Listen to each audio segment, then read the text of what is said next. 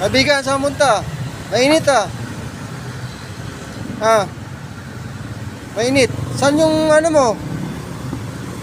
Asan yung cartwheel mo? Ha?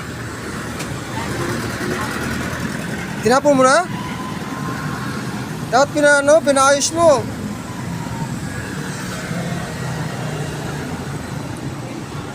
Di wala ka ng ano ngayon? Sakayanan. Di ang hirap yan. Gumaling na ba yung sugat mo? Gumaling na yung sugat mo? Sus, dapat huwag mong painitan yung sugat mo. Ito mga idol, na-accident ito sa ano, sakinan, tapos yung wheelchair niya, ano na, nasira na?